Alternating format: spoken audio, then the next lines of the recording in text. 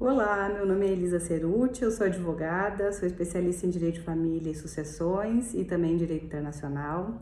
Agradeço imensamente a oportunidade de falar para os colegas do Instituto dos Advogados do Rio Grande do Sul. Agradeço na pessoa da nossa presidente, a doutora Sulamita Santos Cabral. Agradeço também a doutora Ana Lúcia Piccoli e a doutora Liane Bestetti, que coordenam com tanta maestria e com tanto capricho o grupo de estudos em Direito de Família e Sucessões. É um prazer para mim estar falando aqui com vocês, e o tema que eu escolhi é um tema que eu venho estudando há bastante tempo, pelo menos desde 2015, e que é o tema do turismo reprodutivo e as questões práticas de atribuição dos vínculos de filiação. E quando a gente fala em turismo reprodutivo, eu preciso explicar, afinal de contas, o que é esse turismo reprodutivo, não é? E ele nada mais é do que o deslocamento de pessoas de um país para o outro com o objetivo específico de realizar o projeto parental. Então, as pessoas, elas inicialmente, quando as técnicas de reprodução assistida começaram a se desenvolver, as pessoas se deslocavam simplesmente em busca de acesso a clínicas que não existiam em seus países e existiam em outros, então se deslocavam nesse sentido. Depois começaram a haver os deslocamentos em busca de custos mais acessíveis. A gente sabe que esses tratamentos são ainda hoje muito onerosos, e quem dirá quando começaram. Então passaram a se deslocar também em razão de custos, e de qualidade e de custos. Hoje em dia a gente pode dizer que o turismo reprodutivo ele ganha cada vez mais evidência por uma outra razão, para contornar vedações legais. Então, cada país legisla o uso, o acesso, as técnicas de reprodução assistida à sua maneira. E no Brasil, especificamente, não existe lei que regule a reprodução humana assistida. Ela é regulamentada pelo Conselho Federal de Medicina. Então, é o Conselho de Medicina que nos traz balizas acerca do que os médicos podem realizar ou não podem realizar. E isso é o que acaba, a gente vê na prática, ocupando o lugar da lei. Então, os tribunais, eles chancelam o entendimento do Conselho Federal de Medicina e isso acaba, na prática, né, sendo o que é aplicado. Correto ou não, isso é uma discussão à parte, mas é o que tem acontecido, né? Então, o que são essas questões de acesso e por que as pessoas se deslocam? Quais são os principais motivos? E aí eu arrolaria alguns. Alguns países não permitem, por exemplo, o acesso a meios de reprodução assistida por pessoas solteiras ou casais homoafetivos. Então, de acordo com as suas concepções internas, os países não admitem. E essas pessoas se deslocam para realizar o projeto, então, em outros países que assim admitem. Outros exemplos é a proibição de fertilização heteróloga, a proibição de congelamento de gametas, e a gente sabe que isso dificulta em muito o êxito dos tratamentos. Não permitem a fertilização pós-mortem, mesmo com autorização do detentor daquele material, não autorizam.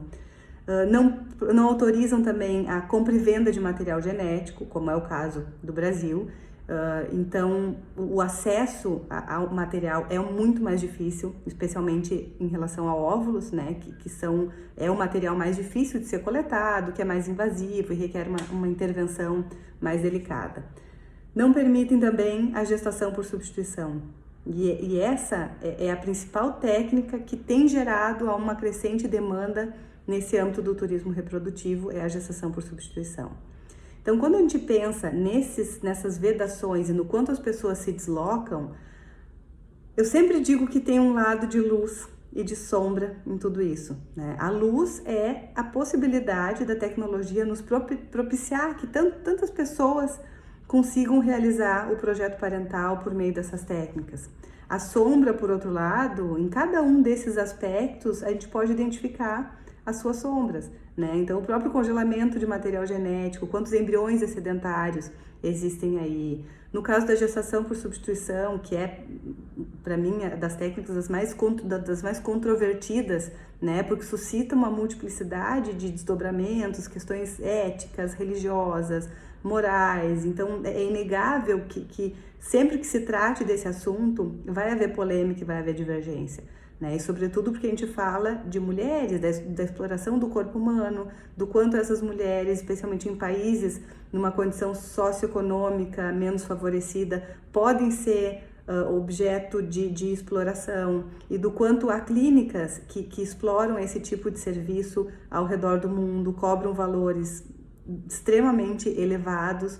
Uma gestação por substituição, por exemplo, nos Estados Unidos não baixa de $100.000, né? Num país menos desenvolvido, os custos são pela metade, mas ainda assim é uma intervenção, é um tratamento muito dispendioso e que pouquíssimas pessoas têm acesso, embora em números gerais isso seja elevado, mas proporcionalmente são poucas pessoas que realmente têm condições de acessar esse tipo de técnica.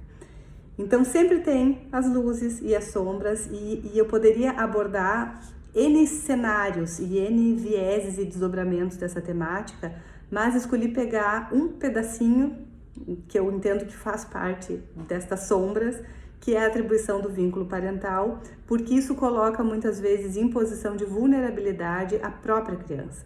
Então é um lado de sombra do uso dessas técnicas num contexto global, e que, a meu ver, aflige o próprio ser que vem a nascer do uso dessa técnica. Então, a gente sabe que a atribuição do vínculo parental, ele pode se desdobrar de N fatores. Ele pode se desdobrar do vínculo genético, né? E existe aquela máxima que mater sempre certa est, então a mãe sempre é certa, a mãe nunca é questionável, e essa é uma máxima que hoje ela já se tornou relativa, né? Antes, a mãe sempre era certa porque o nascimento era determinado pelo parto, né? Então a mãe normalmente gerava com material, um óvulo próprio, e ela era que dava a luz. E hoje em dia, primeiro, que a mãe pode não necessariamente gerar com um óvulo seu, ela pode gerar com um óvulo de terceira, e pode ser que essa gestação ela seja levada a cabo ainda por uma terceira pessoa. Então a gente tem aí um desdobramento desses vínculos de filiação, nesse caso, em pelo menos 3. A gente pode ter uma gestante, uma doadora do óvulo e uma mulher que tinha esse projeto parental. Então, mesmo essa máxima de que mãe sempre certa ela já está há muito, a meu ver, relativizada e superada. Mas essa é a máxima que vigora na maioria dos países. E em relação à paternidade, e eu estou aqui é bom fazer essa ressalva, o desdobramento entre maternidade e paternidade, sem ignorar a possibilidade de filiação por pessoas do mesmo sexo, e, portanto, esse filho não vai ter um pai e uma mãe, mas vai ter 2 mães, vai ter 2 pais. E no caso do Brasil, que admite, então, a multiparentalidade, aí a gente pode ter desdobramentos ainda diferentes. Então, em relação ao pai, a gente sabe que o pai pode ser o pai genético, pode ser o pai que, por presunção, porque é o marido da mãe, lhe foi atribuída essa paternidade, pode ter o pai socioafetivo, né, que é aquele pai que criou e que estabeleceu uma relação socioafetiva com a criança, e os desdobramentos, como a gente sabe, eles são múltiplos, né? E num caso de turismo reprodutivo, qual é a sutileza, qual é a especificidade que eu vejo? Cada país vai regular as atribuições do vínculo de filiação internamente, a seu modo. Quando esse procedimento ele é realizado no exterior, o que a gente tem? Segundo as regras do direito internacional privado, a gente tem países que têm o sistema ius soli, é o caso do Brasil. Então, uma criança que nasce no Brasil, ela virá a ser registrada no Brasil e ela terá a nacionalidade brasileira. Então, uma vez nascida no Brasil, é só se dirigir ao registro o cartório de registro de pessoas naturais, e essa criança vai ser registrada, independente da nacionalidade dos seus pais. Outros países, porém, eles têm outro sistema, que é o sistema ius sanguinis. E por esse sistema, o registro e a atribuição de filiação vai se dar em relação à nacionalidade dos seus pais. Então, países, por exemplo, como a Índia, onde esse sistema vigora, a criança que nasce na Índia, ela vai ter que ser registrada necessariamente no nome dos seus pais biológicos e a nacionalidade concedida de acordo com o país desses. Então, as crianças que nascem na Índia, elas não vão poder ser registradas na Índia e terem o seu registro e a sua cidadania concedida pela Índia. E isso já gerou, ao redor do mundo, N casos de muita complexidade envolvendo essas crianças. Então, um dos exemplos que eu trago é de um menino chamado Samuel. Ele nasceu na Ucrânia, né, que hoje é um país que a gente sabe que está em guerra, e há muitas e muitas e muitas famílias com crianças nascidas ou prestes a nascer no país, num contexto de gestação por substituição, e que agora estão nessa situação de vulnerabilidade, as gestantes se deslocando, os pais de intenção tentando trazer essas crianças e essas gestantes, né, para que o nascimento dos seus filhos se dê em um ambiente seguro. Então, tem famílias brasileiras que tinham crianças nascendo na Ucrânia e de várias nacionalidades. Então, nesse caso específico, não era guerra ainda, e o Samuel nasceu na Ucrânia, ele tinha pais, um belga e um francês. Ambos os países, França e Bélgica, não admitem a gestação por substituição. Quando esse menino nasceu, a embaixada da Bélgica, que é o local onde se realiza o registro, então, como a Ucrânia não poderia realizar o registro dessa criança, eles foram à embaixada da Bélgica. E a embaixada se negou a fazer o registro porque a gestação por substituição, sendo vedada na Bélgica, eles entenderam que esse cidadão ele tinha cometido um ato em ofensa à ordem pública. Então, por fraude à lei, eles não reconheceram a filiação. O que aconteceu é que esses pais eles tiveram um visto de permanência na Ucrânia vencido, eles tiveram que ir embora, e essa criança permaneceu 2 anos num orfanato até que se conseguisse resolver e desembaraçar a questão de registro para que a criança pudesse ter uma certidão de nascimento, um passaporte e partir da Ucrânia, se deslocar e ir para a Bélgica com seus pais. Na Índia já aconteceram casos assim também, de um casal de alemães, era o caso do Nicolas Balas. Ele nasceu na Índia e aconteceu a mesma coisa, a Índia não pôde emitir a certidão de nascimento, a Alemanha não reconheceu a filiação, porque segundo a lei alemã, a mãe é a gestante e o pai é o marido da mãe. Então, a Alemanha não poderia registrar essa criança em nome dos alemães, porque isso era contra a lei e eles também não admitem a gestação por substituição. Essa criança, igualmente, permaneceu cerca de 2 anos na Índia e ela só conseguiu sair do país porque um equivalente ao Conselho Tutelar, enfim, na Índia, um órgão que controla também as adoções, realizou como se fosse uma adoção internacional dessa criança pelos pais, que inclusive eram pais genéticos, biológicos dessa criança, e ela pôde então ir para a Alemanha como filho adotado desse casal. E N outros casos se desenvolvem. Há um caso na Itália que o casal fez um procedimento de fertilização na Rússia com material genético doado dos 2 lados. E vieram para a Itália, não conseguiram via embaixada fazer o registro de nascimento, ele veio com a certidão de nascimento russa e deixaram para fazer o reconhecimento da filiação na Itália, o traslado e o reconhecimento da filiação. A Itália não admitiu, sob pretexto de que esse casal, a gestação por substituição não é autorizada na Itália e que esse casal havia infringido uma lei italiana que veda o uso de material genético doado. Então, eles não admitiam naquela época a fertilização heteróloga e essa criança ela era fruto de material genético de ambos os lados, nenhum deles tinha vínculo genético com a criança. E a criança ficou num abrigo e o governo italiano, a Itália, não admitiu a adoção por esse casal por entender que eles tinham violado, ou seja, sequer a adoção nesse caso foi uma via possível para contornar.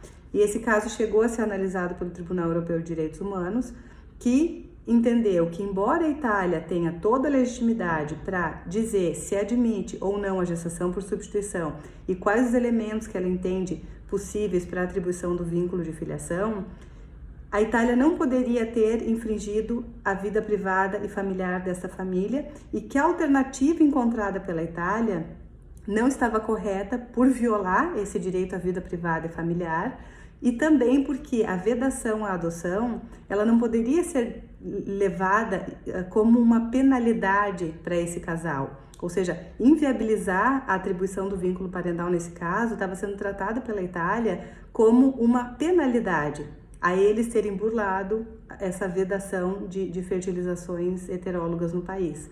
Então, atribuiu a filiação ao casal, o Tribunal Europeu de Direitos Humanos condenou a Itália, e isso gerou o reconhecimento dessa filiação. E aí eu fui longe, né, para tentar explicar os casos que são um pouco mais paradigmáticos, e venho para o Brasil agora para dizer que, embora o Brasil seja extremamente arejado no que tange à atribuição de vínculo de filiação, posto que no Brasil não há mais qualquer impedimento em relação a gênero, então o Brasil admite a filiação por casais homoafetivos, a gente admite a monoparentalidade, então uma pessoa sozinha ela tem acesso às técnicas de reprodução assistida, né? O Brasil ele admite inclusive a multiparentalidade, ou seja, não precisa mais ser só um pai ou dois pais, uma mãe ou duas mães, há uma abertura maior nesse sentido, e mesmo no Brasil a gente é impactados pelos efeitos desse turismo reprodutivo, e aí eu trago casos para a gente conseguir ilustrar isso. Eu tive a oportunidade de trabalhar, seja assessorando e prestando uma consultoria preventiva, casais que querem realizar esse projeto fora, fazendo escolha, se é um desejo e é um movimento que se tem de fazer, que pelo menos se escolha em que país esse procedimento vai ser feito, para que haja mais segurança e mais estabilidade, mas também em casos em que deu problema. E aí a gente tem que saber como contornar. Então, um dos casos foi uma pessoa que realizou um contrato de gestação por substituição, um projeto solo, e essa pessoa veio a falecer antes da criança nascer. Isso gerou como repercussão que essa pessoa não pôde ir para o país onde essa criança nasceu para fazer o reconhecimento e trazê-la para o Brasil. Esse reconhecimento teve que ser feito pela via judicial, né? Se precisou trabalhar no âmbito do direito internacional com a questão migratória desta criança, para ela poder ingressar no Brasil, porque ela veio para o Brasil a rigor desacompanhada, né? Ela só tinha a mãe no registro de nascimento, no país onde ela nasceu, que felizmente era um país que poderia emitir uma certidão de nascimento, senão ela não teria sequer registro. Então ela conseguiu, com o registro de nascimento, vir como estrangeira para o Brasil, e aqui se realizou toda a questão de migração, de guarda e, posteriormente, a retificação do registro com o reconhecimento judicial da filiação em outro país, que não é o que se almeja. Normalmente se tenta resolver isso pela via administrativa, nesse caso foi preciso judicializar, e depois essa criança vir para o Brasil e aqui permanecer sob a tutela de um familiar. E outro caso ainda, que para evitar essa judicialização, usando de ferramentas do direito internacional, se fazer o reconhecimento direto da filiação, só no nome também de um projeto solo, num país estrangeiro, para que ela venha para o Brasil com o registro via embaixada já finalizado. Então são casos extremamente complexos, embora não seja não sejam demandas frequentes em termos de números, né, de percentuais, né, na população brasileira, mas são casos em números muito, muito expressivos e que eu imagino que tendem a crescer cada vez mais.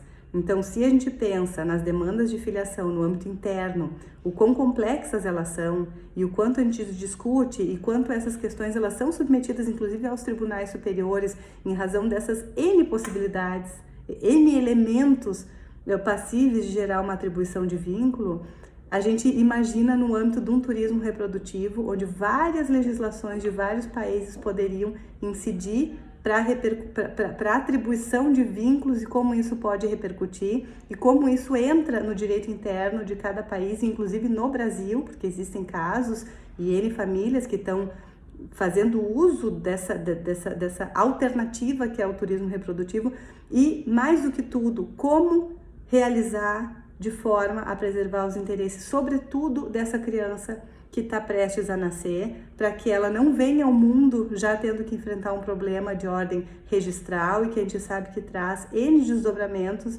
nos seus direitos de personalidade, que são o nome, a filiação, a nacionalidade, questões de direito sucessório, inclusive, né? E o quanto os pais são responsáveis e nós, como operadores do direito, né, e que queremos uma solução que seja factível e que seja justa e que não coloque esse ser numa condição de vulnerabilidade. Então, apenas pontuando essas nuances, não é um tema muito frequente, né? Mas além de interesse jurídico, eu entendo que há um interesse social e entender um pouquinho de como isso existe e quais são os desdobramentos e como que a gente trabalha nesse sentido. Mais uma vez agradeço, muito obrigada pela oportunidade, foi um prazer estar aqui.